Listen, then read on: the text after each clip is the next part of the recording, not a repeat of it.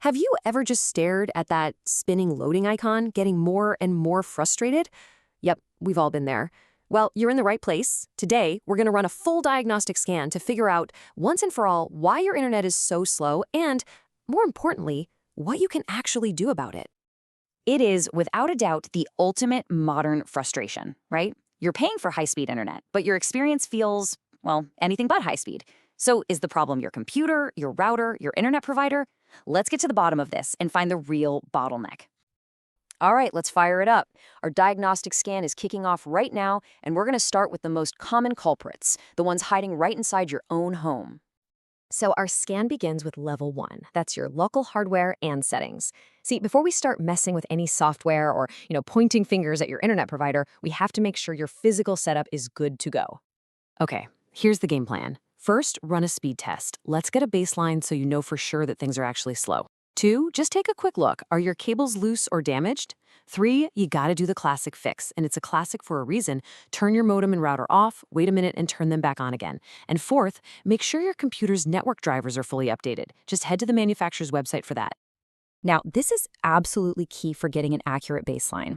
When you run that speed test, you have to plug your computer directly into the router with an Ethernet cable. Why? Because Wi-Fi speeds can be all over the place. They're affected by distance, walls, even your microwave oven. A hardwired connection, that's the only way to know the true speed you're getting from your provider. All right, so if that first level didn't do the trick, don't worry. Our diagnostic is digging deeper, now targeting the operating system itself.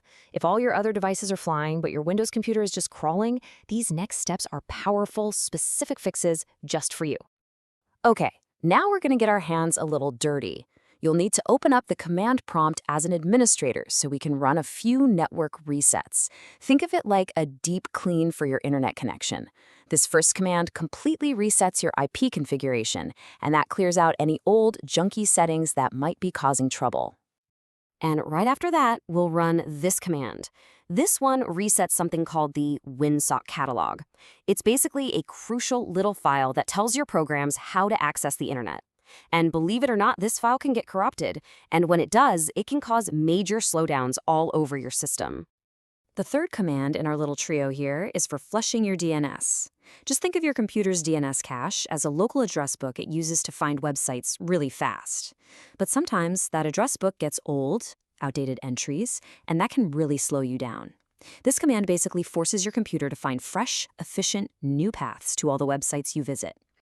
So beyond the command line, our scan's also flagging a few other easy optimizations. You can manually change your DNS server to a super fast public one like Google's. You should also pop open your task manager and disable any startup programs that might be hogging your bandwidth.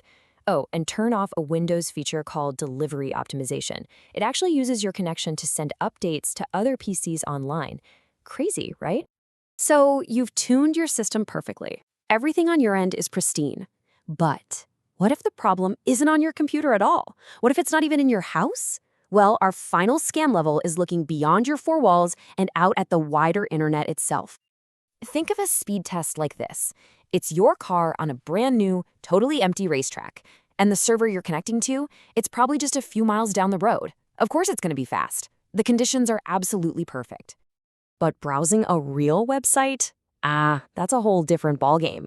That's like driving that same car through a crowded city during rush hour, trying to get somewhere 50 miles away. You're going to hit traffic lights, you're going to hit gridlock, and here's the kicker. Most of those streets are completely controlled by someone else. So those congested city streets we talked about? In the tech world, we call those network hops. Every single time you visit a website, your data has to jump, or hop, through a whole series of different servers and routers just to get there and back. And here's the crucial point. Let's say it takes, 14 hops to get to a website. Your own internet service provider, your ISP, they might only control the first 3 of those hops. The other 11, they could be owned by different companies all over the world. And if there's a traffic jam on any one of them, your connection will feel slow, and there is absolutely nothing your ISP can do about it. And the diagnostic is complete. Our system has processed all the data from all 3 scan levels. So let's pull all these findings together into a clear final action plan so you know exactly what to do next. Here's the final report, your action plan. It's actually pretty simple. If all your devices are slow, Power cycle your gear and then just call your provider. The issue is probably on their end. If it's only one Windows PC that's slow, focus on all those tuning steps we covered in Level 2. And finally, if your speed tests are fast but certain websites still feel laggy, well, that's almost definitely network congestion somewhere out on the internet, and unfortunately, it's probably out of your control. So, the real takeaway from this whole diagnostic is this. Knowing why your connection is slow is so much more powerful than just randomly trying a fix. You're no longer just a frustrated user rebooting a router over and over again. Now you're a network detective, armed with the data to find the real culprit.